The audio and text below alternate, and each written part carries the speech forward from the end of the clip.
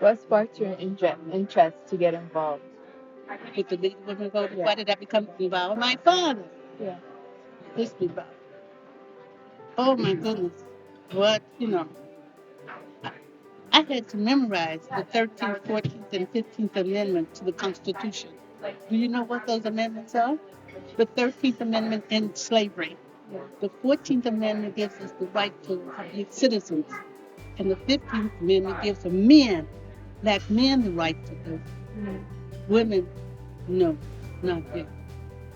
So, growing up in that house with that man and all that history and everything, I didn't have anything else to do but join the league, because I had to get more involved. Yeah.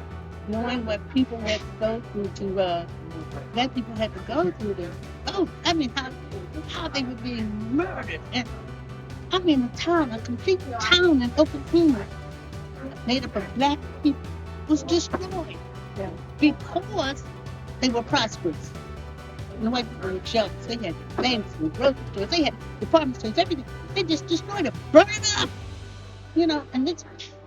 And the last man that was witness to this just died a couple of years ago, and he was in his 90s. But for black people to get the vote in this country was horrific. And it's still some stuff going on. Because of that, I had to become a member of the league. I had to get involved. I had especially concerned about voting rights for blacks. The blacks had to vote, so we do voter registration. I did that. I would go out and talk about the importance of voting. I've been on the radio and I'm on television. I've done all of that. It's very important.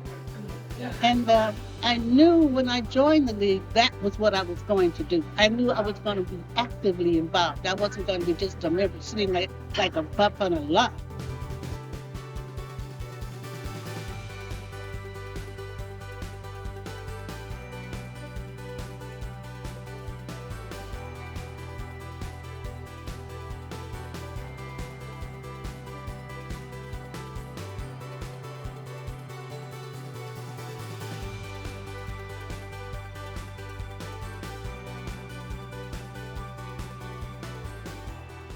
During Ida's time at League of Women Voters, I learned how important it was for women of color to be involved. I had never heard of the League of Women Voters.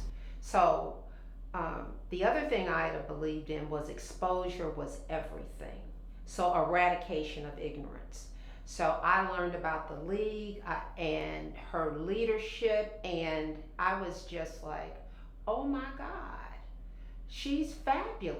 She's fabulous. She's kind of telling them what they need to do. In so many ways, when I look back on the things that I remember about my godmom, I think of her not just as a warrior, not just as a rebel, and not just as a firebrand, but really a person who reached her apex in her life.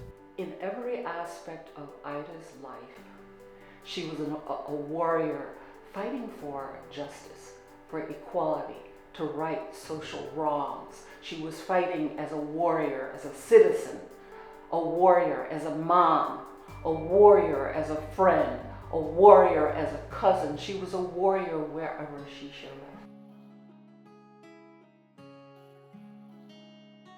I think Ida's warrior mentality developed as she was growing up. When she saw what her parents had to endure growing up in a segregated society, I think that made her want to make things right. I go back to the countless times that she told me about growing up in St. Louis, and in particular, life probably in the late 40s, maybe early 50s, when she and mom and dad moved to their home on Kennerly. Ida's early years were dominated by wars. By the time she was 3 years old, German troops launched a world war by invading Poland. By the time she was 12, the Middle East was in flames over the new nation state of Israel. And at home, African Americans were undertaking a massive migration, fleeing from the horrors of the Jim Crow South. I grew up in what is called the Ville here in this St. Louis. It's an area where everything that was important to us black people was there. We used to sit and tell stories, and she talked about her dad's bravery because they were homeowners in a neighborhood that was totally white. There were whites in the neighborhood who did not want them there. There were some threats of violence. And she said her dad would work every day, come home from work, and sit in the window with a shotgun. And if anything moved in the yard, he was shooting because neighbors had made it clear, we don't want you here. And she said her dad said, well, we're not going anywhere. And I think that she inherited his bravery. And also her mom, who had to tolerate seeing her man in the window with a gun every night. How hard that must have been. And she would tell stories like that, and I could feel the pride that she had. In 1977, Ida's husband at the time, Donald West, a well-respected school teacher, was part of a slate of candidates who failed to receive enough votes to get a seat on the St. Louis City School Board. Apathy by voters in North St. Louis was one of the deciding factors in their loss. Low voter turnout, just 12 years after the historic 1965 Voting Rights Act, did not sit well with my mother. One can trace that election as the moment in which she became activated. It pained her to see hundreds of people, thousands of people living in victimhood because they were uneducated about the law, about voting process, and that because they believed the vote wouldn't help. She had this civil program that she started with people who were close to her girlfriends, and that was important to her. It was in the mid-70s, a few years after I met Ida, that she began her assault, her warrior's assault to break down the victimhood of non-voting in the city. And she started talking about this concern with some of her friends, and I was one of them.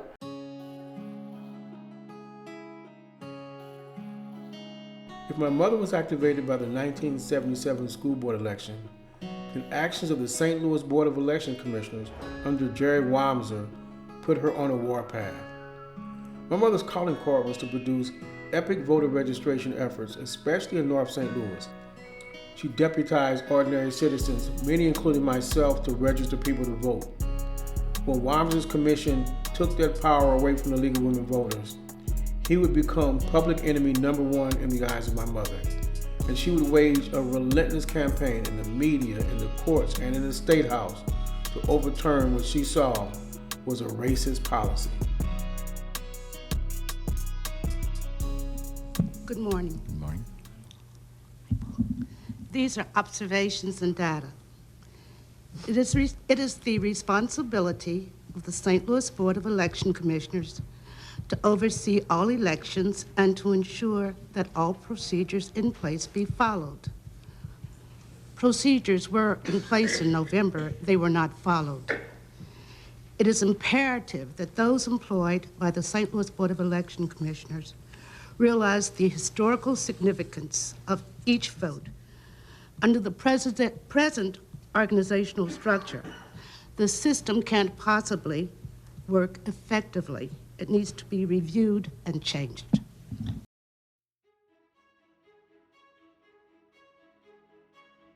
Family meant everything to her. She talked about her father being strict. She talked about her loving mother. I had the opportunity to be around her while she was taking care of her mother. Ida was born November 24, 1936, to John Marshall and Estella Mae Perkins, who provided her with love, guidance, support, and protection. John Perkins, they called him Pops, was a genteel man, a proud member of Lane Tabernacle Church. He was a polished gentleman who chauffeured some of the community's wealthiest families. Estella, born in Louisiana in 1903, was a beautician, cook, and community volunteer. She was also part of this country's Arsenal for Democracy, working in remade car plants, building munitions for the United States war effort. In 1962, tragedy hit home as John Perkins was struck down by a massive heart attack. In the aftermath, until her death in 1999, Estella not only filled the parental void, but helped to forge a powerful and unshakable mother-daughter bond. Ida and her mother Estella were not just mother and daughter, they were best friends, they were best protectors, and they were the best supporters of one another that I've ever seen.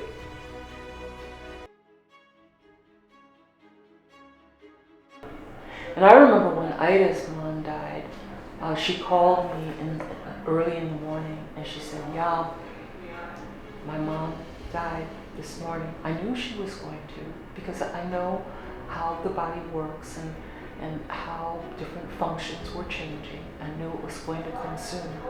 And she died. It may have been 2 or 3 in the morning. I don't remember exactly when Ida said her mom died. And she said, something told me I needed to call somebody and do something and have the ambulances come and all of that. But nobody's gonna tell me when I need to let go of my mother. I'm gonna do it my way. And she bathed her mother that morning after her mom died. And she anointed her mother with oils that morning after her mom passed. Because this was her final opportunity for touch and care. She said when she was very young, she and her parents stayed with her mother's sister, auntie and uncle, that's how she referred to them. She thought that all of her cousins were her brothers and sisters. So when they finally moved out, she said she basically demanded to go home with her family. What was she doing here with them? And I thought that was kind of funny. Ida was an only child. Her Aunt Elizabeth and Uncle Solomon had 5 children: Lorraine, Solomon, Dolores, Carlton, and Deanna. Those first cousins were de facto brothers and sisters to my mother. And those relationships that lasted over 80 years were the basis of family love, family fun, and sometimes family struggle.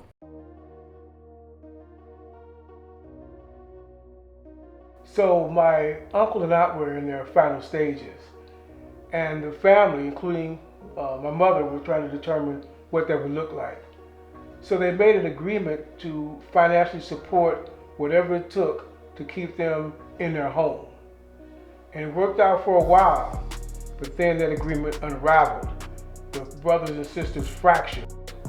She felt like one of the few times in her life she was on the losing side of a significant battle. And it had a significant impact on her. But time heals. Over the last 40 and 50 years of her life, she was involved with her family gatherings, weddings, funerals, unfortunately. But I think what happened was her relationship with her cousins allowed her to grow and really find out what healing and forgiveness is like.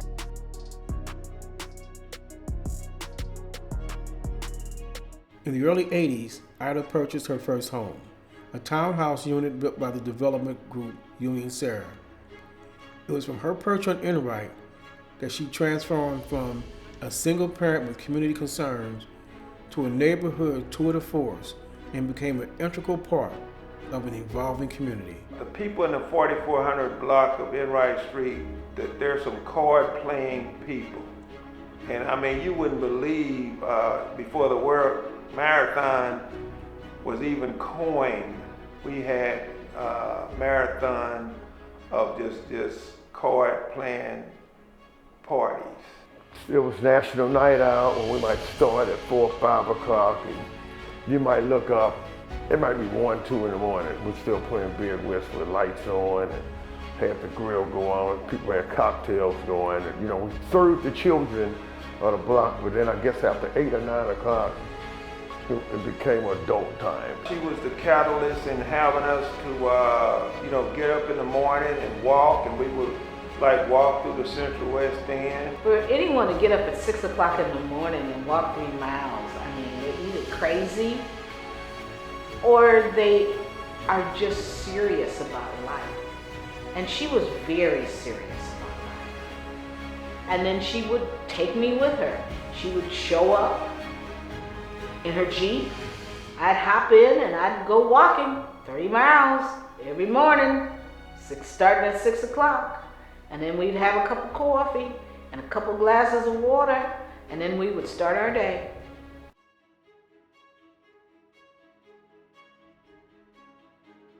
My vehicle wouldn't start, and I needed her to drive me to work at Chrysler in Fenton, which was asking a lot because I don't believe Ida is a highway person.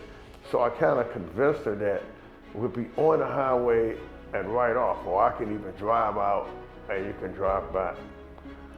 And so when we got to Chrysler, it was Ida's turn to drive back. So she had to drive back by herself. And I'll never forget, she said, "Don't ever ask me to do this again." She let me have it afterwards, later on about it, but she was pretty cool about it. But she's like, "I can't believe that. I can't believe I did it." I think Ida left her mark on her neighborhood. And the people in her neighborhood respected her, understood that she wanted that neighborhood to be as good as any other neighborhood, not just in the city, but in the whole region. And she was willing to work to do that.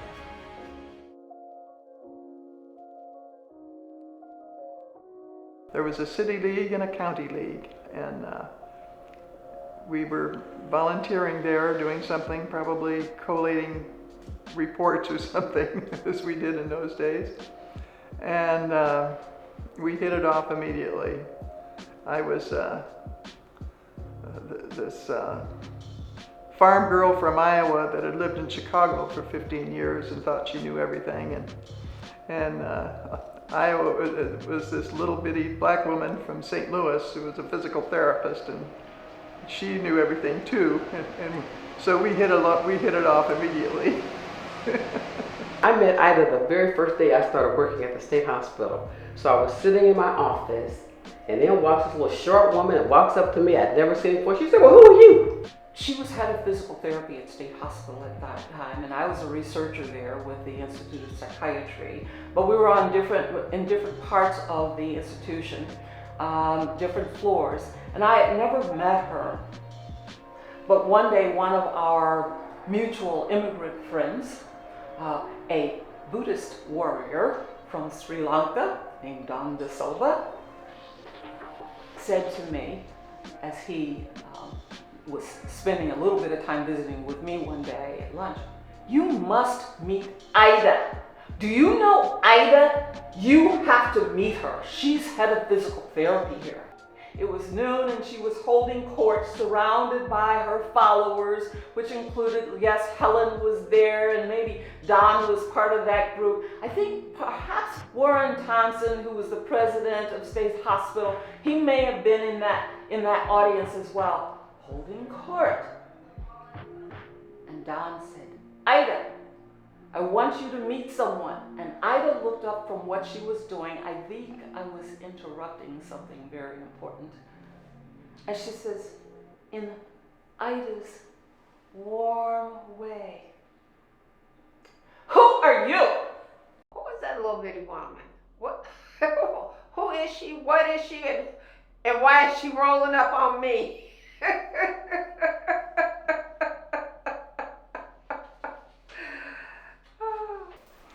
I first met Ida through Deborah Patterson, and it was at a League of Women Voters activity.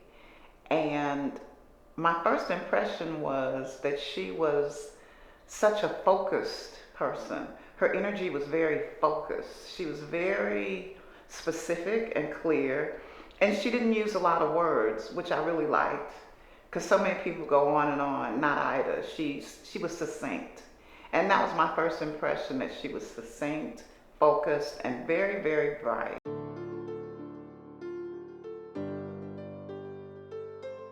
Ida was a true citizen of the world, and before she departed it, she experienced it like few have. Her travels took her to Europe, Asia, South America, the Middle East, and the Caribbean. She was enchanted by the raw beauty of the Badlands of South Dakota, amazed by the sheer power of the Panama Canal, and awed by the magnificence of Alaska. She visited some of the world's holiest and oldest shrines, the Shrine of the Lady of Fatima in Portugal, the Catacombs of Rome, and the Temple Hagia Sophia in Turkey. She saw areas of conflict of her youth, traveling to Paris and Israel, and finally in Cuba, a nation which once held nuclear missiles aimed at this country. We were able to see the world vicariously through her travels, and because of that, we were all enriched.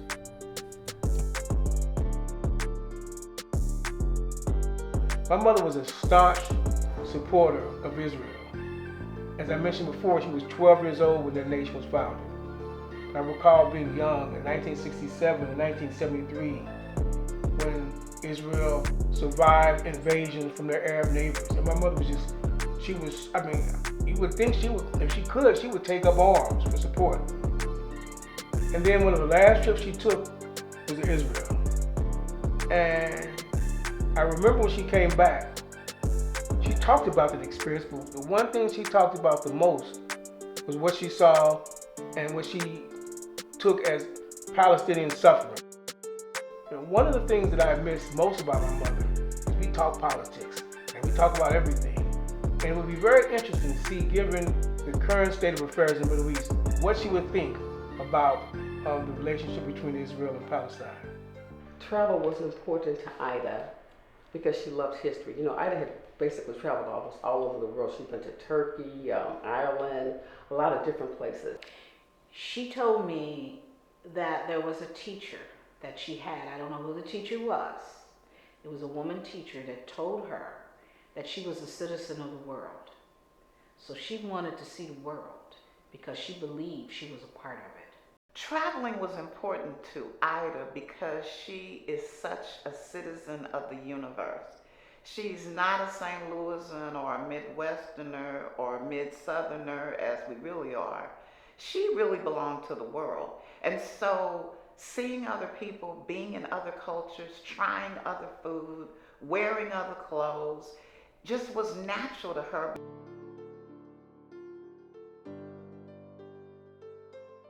The most endearing moment on this trip on our time in Italy was the last night in Italy at a little town called Torre del Lago, where we were for the Puccini Festival. We were going to watch this opera together, and everybody was really game for that. This was an opportunity to chill because we had been driving all day after having left Florence and gone to Lucca and visited some churches. And we were worn out. We got a few hours before the opera, so we're sitting spread out on benches, buying something to drink, a limoncello, whatever. And Ida said, well, I'll just sit right here. And we left her sitting with two little old white-haired Italian women. No, maybe there were three. When we came back, as we approached, we saw what appeared to be Ida engaged actively in conversation with these three little white-haired Italian women. We saw smiles, we saw glances being exchanged, we saw laughter, we saw gestures. And Ida didn't speak a word of Italian, and they didn't speak a word of English. Ida knew how to connect with absolutely anybody, anytime, anywhere. Remember, she told me she went to Cuba and she didn't speak the language and no one there spoke English. And she had the best time and the best conversation with this woman, and they ended up going to dinner together. And I said, well, Ida, how did you do that if you didn't speak her language and she didn't speak yours? She said, well, I did like this, and that meant I got babies, do you? And she did like this. So it means she had a lot of babies, and she did like this. You want to go eat? She said, and we had a great time. You don't need words when you're coming from the heart, when you're straight. And yes, traveling really allowed Ida to be herself in a way that sometimes being in a single culture doesn't allow you to be multidimensional. And Ida is definitely multidimensional.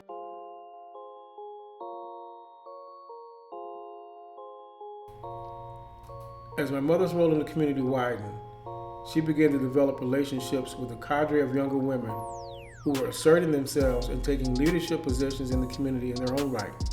As such, she was empowering and mentoring women who would become warriors and rebels in their own chosen fields. That's the moment I remember.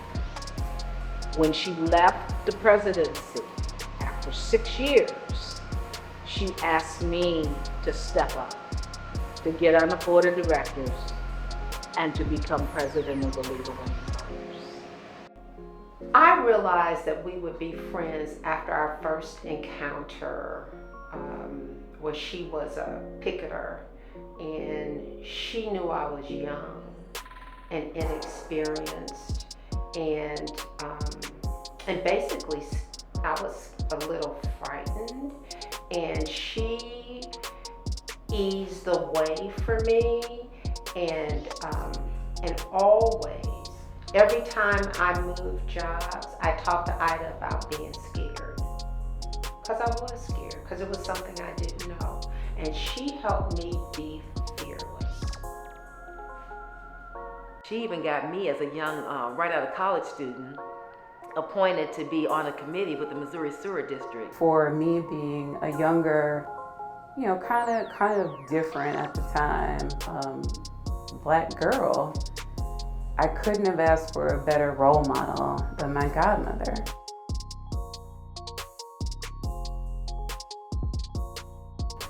So here's what Ida told me as I became more and more involved, and as my career after choral began to pick up. She said, "My dear, I can see it in you. You are going to be a bitch. B-I-T-C-H, bitch." She supported both of my children. I traveled a lot. Sometimes Ida would be me, or be the surrogate mom at a special performance that my son was in while he was attending Country Day. I couldn't be there. And Ida, even though she didn't like to drive at night, would go out and take him, sit there with him, and support him. She was supporting me while she was supporting him.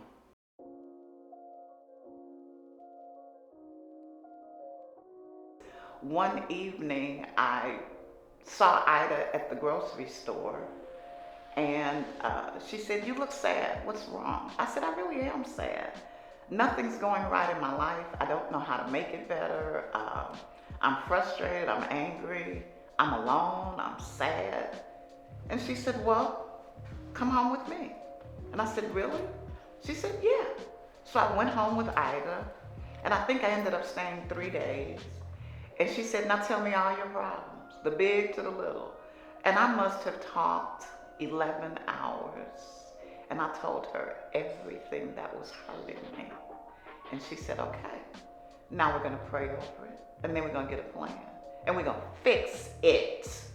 And I said, "Thank you." And it was just absolutely perfect.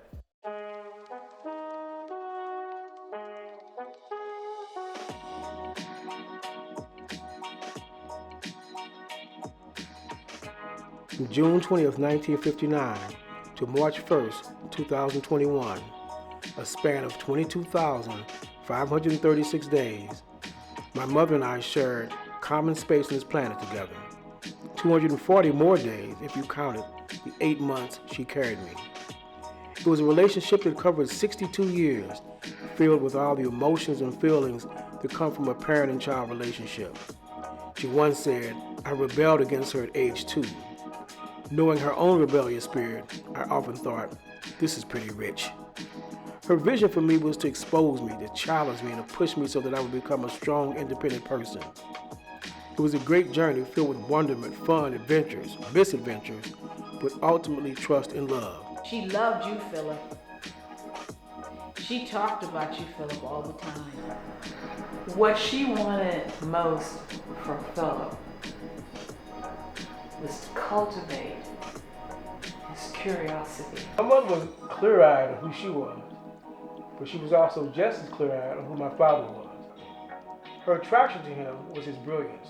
She talked about how people would come over to their house and play chess, and how they'd want to play him, and he'd say, no, play her first, because if you can't beat her, you have no chance against me. And she talked about how, he wrote, and he had all this talent, this gift. And so it was hard for her to imagine that her and him could have a child that would not achieve and reach high heights.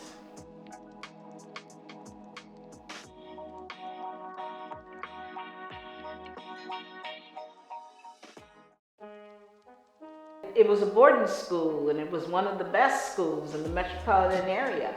And how she struggled to pay for you to go there because she wanted you to have the best, and you didn't want to stay, and she had to go and get you and bring you home. Summer of 1973 was a clash of agendas. My agenda was Sumner High School. It's the oldest high school west of Mississippi. Everyone in our family went there. All my friends went there, and I wanted to go there. Plus, there was one of my classmates at Warren who wrote in my book, our class book, that we're going to go to Sumner and be the king and queen. So I was hyped. My mother, on the other hand, had a different agenda. A couple of years earlier, I had gone to Camp Lakewood. And one of my camp counselors is a gentleman who has become renowned in the community, working at Centene, now on the board, named Keith Williamson. Well, he was my camp counselor. Later that fall, we had a camp reunion. And my mother meets Keith Williamson's mother. And they talk about, what he did at Camp Lakewood for me. And the conversation comes about school. And she tells my mother, Keith goes to Thomas Jefferson. My mother was aware of a lot of these elite schools. She had sent me to Whitfield, she had sent me to Chaminade. But I don't think she was aware of Thomas Jefferson. But that all changed after that meeting. And so, as we had that clash of agendas, it was clear whose agenda won. And so the fall of '73, I'm a Thomas Jefferson. I didn't do well at school, and Judith was right. My mother had to come and get me and bring me home.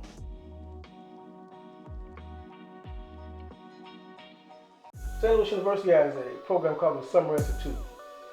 And late 90s, I went there. This is the program that will allow you to get accepted in law school. And I didn't get accepted, but 2 years later, I got accepted into Drake Law School. My thought was, I'm 40 years old, don't have a lot of money, poor credit. Why am I even going down this path? Well, to understand, you have to understand, this is another part of my mother's vision for me. She used to talk about lawyers and how, even if you go to law school and you don't practice law, the relationships that you can make. And I think the template for that was the late Ron Brown. If his plane hadn't gone down in Bosnia, he probably would have been president. And that was my mother's vision. And so, finally, after the turn of the century, that ship sailed. And I think what happened was there was a convergence of our agendas. I began to pursue my own passion. 5 years before the shooting of Michael Brown, I had a symposium on racial profiling. I had it at the Grand Ole Square. My mother was there. When I aired a showing of a film that I like to produce called Beyond Vietnam, Dr. King's last year, my mother was there. When I had the idea to go to Haiti to cover that presidential election, and I started raising money on crowdfunding sites like Kickstarter and Indiegogo, I came home one day and on the microwave, and anytime that my mother had stuff for me, she leaves it in the microwave. And so I come home and I see this check for $2,000. Now, my mother really never talked to me about Haiti. She never said, oh yeah, how's that project going? But there's $2,000. When I would write op-ed pieces in the American and the St. Louis Post-Dispatch, I would never tell her, but I know she'd always get the St. Louis American. And she'd get that paper, she'd just be like, wow. So I thought, you know what? She probably thinks I'm a better writer than a filmmaker.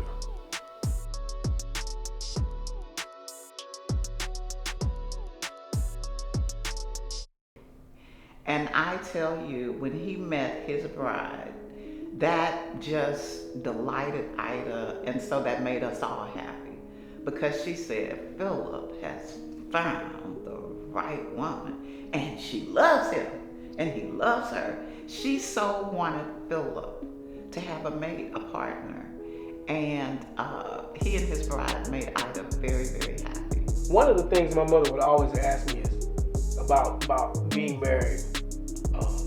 Are you happy? And she, right, her eyes just shine real bright. Like, yeah, Mom, I'm very happy. I love my wife. And she's like, yeah. My mother and my wife had a love affair. They loved each other. And one of the last calendar entries that my mother had on the League of Women Voters calendar, 2 weeks before she passed, was Deidre's birthday. Evelyn and Judith were right that my mother was very pleased by our marriage. Near the end, my wife and I decided that it might be best for us to move in with her.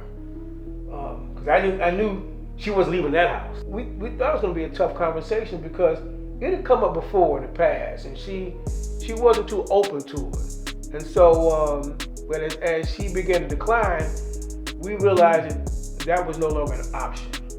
And we found out later that, yeah, she was excited. She was telling people, Philip and Deidre are moving in. So I think at the end, she was very happy that, one, I was happy.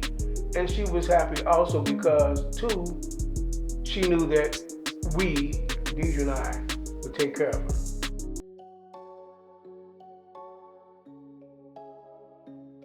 In what ways did Ida leave the world a better place?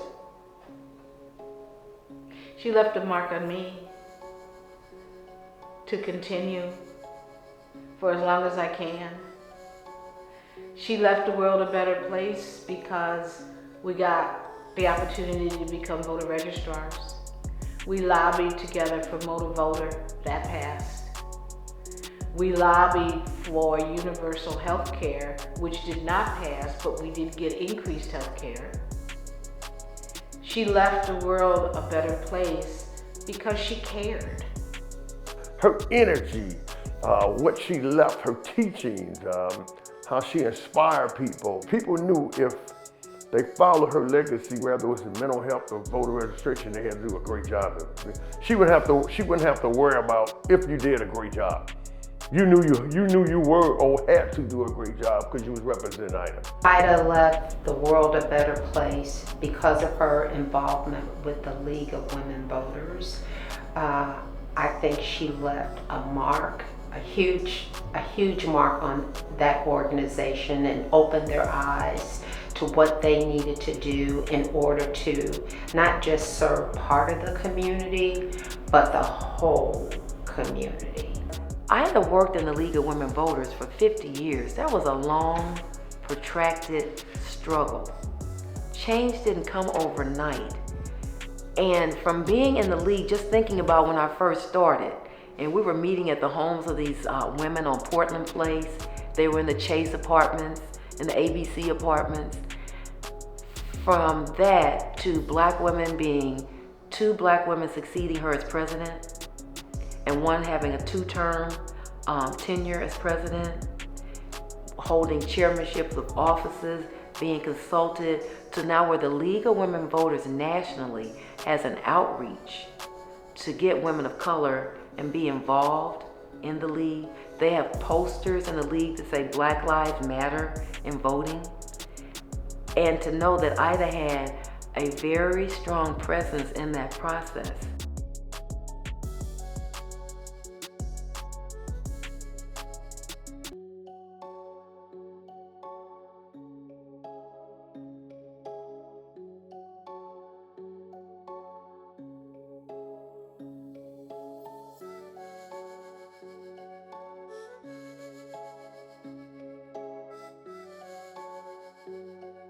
Velma was dead on. My mother's friends would tell you that at the time that she joined the League of Women Voters, many of her friends weren't even aware of the League of Women Voters or weren't aware of their scope and their potential impact in the community. And even after that, some were not willing to join. It was a heavy lift. When she first joined the League of Women Voters, I thought it was just some grown folks meeting. But I recall vividly that she had an event at the intersection of Natural Bridge and Newstead, across from what's now the old Julia Davis branch. And she had a roster permitted tent. And she had hundreds of people coming by that day. This is the summer of '80. I remember this vividly, registering people to vote. And she deputized me. She deputized former Mayor Freeman Bosley. So I started learning how impactful that was. And I think that as her passion for it grew, it allowed her to recruit others like Judith Arnold and like her friends Jan and Vicky and Helen and other people. It reminded me of what I heard about Arnold Palmer. Prior to him playing golf seemed to be an elite sport and country club. And Arnold Palmer got into the game just like Tiger Woods some years later. And they turned it into an everyman sport. And everybody could get involved. And they broadened the scope and broadened the range and made it a much more diverse sport. And I think that's the same thing that my mother did with the League of Women Voters. It amazes me to be here today to tell you these hilarious stories about the many years, almost 50 years of friendship that I had with Ida. And I have had so much laughter about Ida after she's passed. But man, I'm gonna miss her. Ida lived her life to the fullest. She did every damn thing that she ever wanted to do. She was a warrior.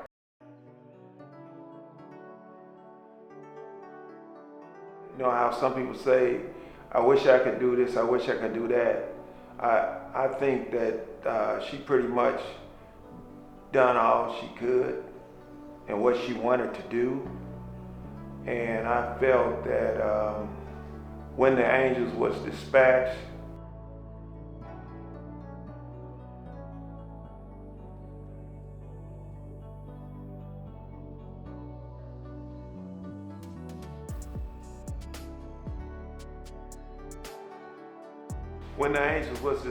they had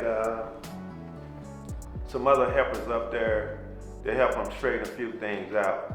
You know, when they're going through things and they're older and they're transitioning slowly, sometimes it's just, I guess the main word I could say that describe her would be peace as well. She said, everybody ages, Judith. She didn't quite say it like that. She says, everybody ages, Judith. You live long enough, you're going to get old. I was one of the last people to see her. I felt so blessed for that opportunity. And thank you, Philip, for making that possible. Even as she lay there in her ultimate weakness and pain, she was fighting. She tugged at my arms and said, Jan, get me out of here. Get me out of here.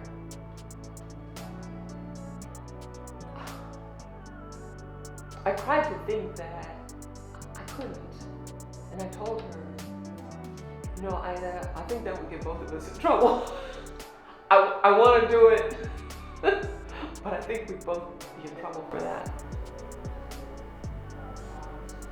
Get me out of here. Jan, get me out of here. She wanted to be surrounded by more of the people she loved before her last moment. I inherited my mother's love for sports. This is a woman who was at Game 7 of the 1964 World Series, which effectively ended the New York Yankees dynasty. She attended St. Louis Hawks basketball games as well as the University of Missouri football games. We went to the 1973 Major League Baseball All-Star game in Kansas City, which was the final one of Willie Mays' illustrious career. And I will never forget going to the game with her in December of 1974, where the St. Louis football Cardinals defeated the New York Giants 26-14, and made it to the NFL playoffs for the first time. She even hosted a League of Women Voters event at Busch Stadium. And if you knew my mother, you knew who was on her Mount Rushmore of athletes. Bill Russell and Bob Cousy of the Boston Celtics, Franco Harris and Lynn Swann of the Pittsburgh Steelers, Patrick Mahomes of the Kansas City Chiefs, and Bob Gibson, who was her favorite athlete of all time.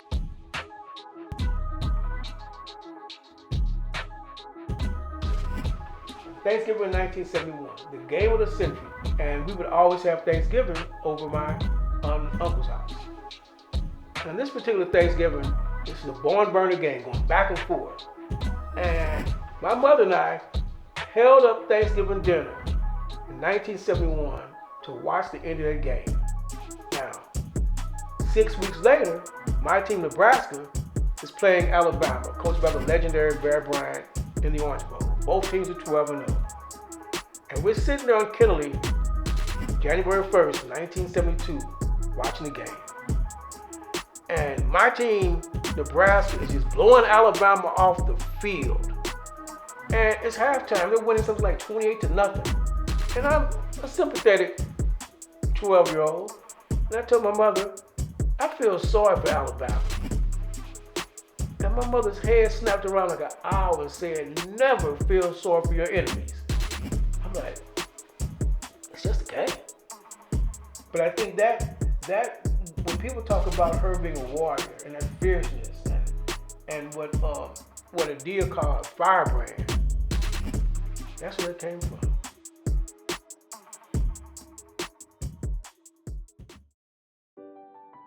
One time, I hadn't known her that well, she came to work, and she was wearing this wig, and she had it on backwards, and the tag was in the front of her head, right?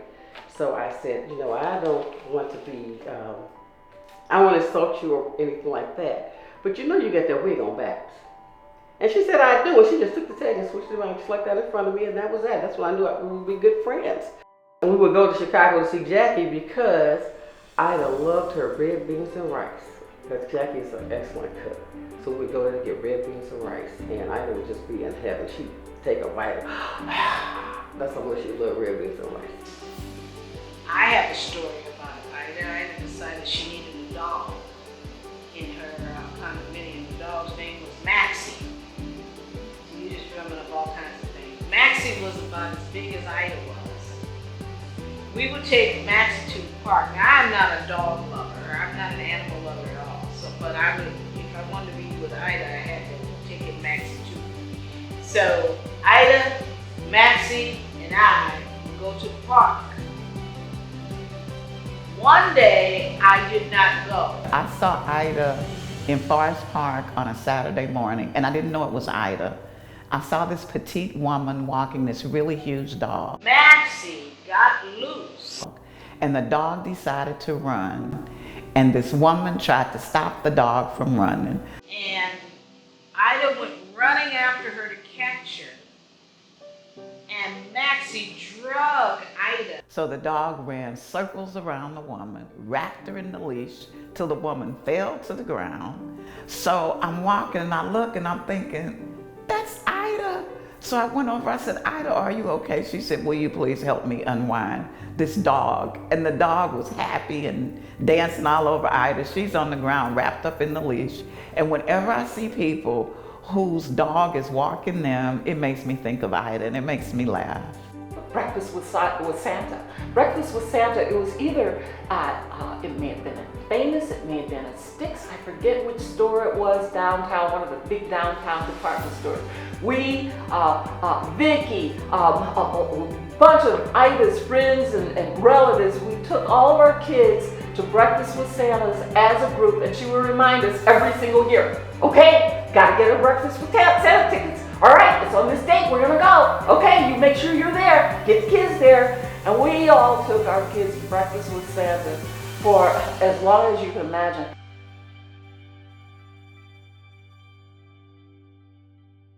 You really can, you can't all lie. Listen to this man they got now, 45. Oh my God. And people just go along with the facts. Yeah. They go along, 45 say, no matter what, he said he could go out in the middle of New York City and start shooting people and nothing would happen to him. That's what 45 said. Every time 45 opens his mouth, he's lying. And whites just go along with him. He's the president. Yeah. Show you right. Show you right. All the time. When I was a kid, I had never heard anybody say that. And I was like, I don't know what it means, but I like it. Show you right. Show you right. Another one of Ida's powerful statements. You hear it all the time. Show you right means, well, any damn fool in the room would know that this was going to happen. Show you right.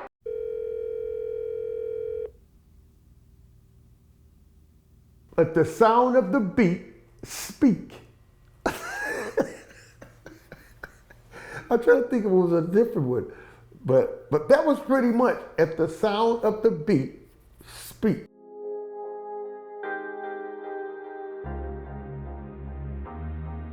I spent my 3 days with her. She told me, don't you know the Lord? Haven't you been born again? Don't you know how to pray? Have you forgotten to keep the faith ever?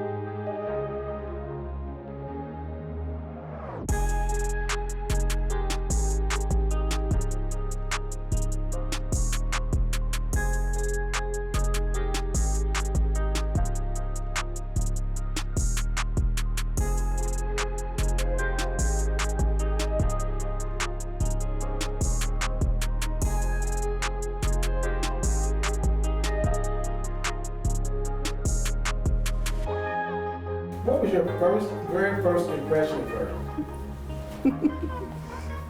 Sunglasses. It's like I would always see her in these cool glasses. Like the frames are always like different, kind of like avant-garde looking.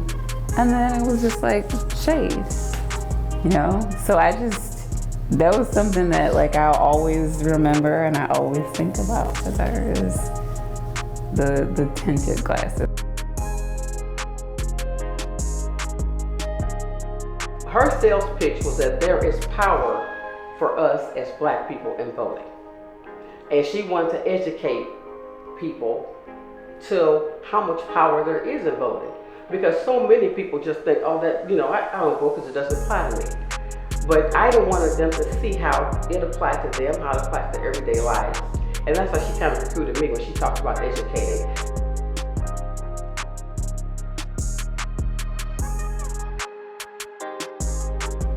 The moment I think that defined my relationship with Ida was when I decided that I wanted to be a mother.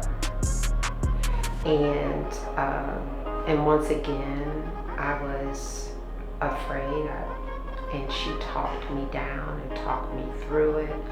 And I always love her for that.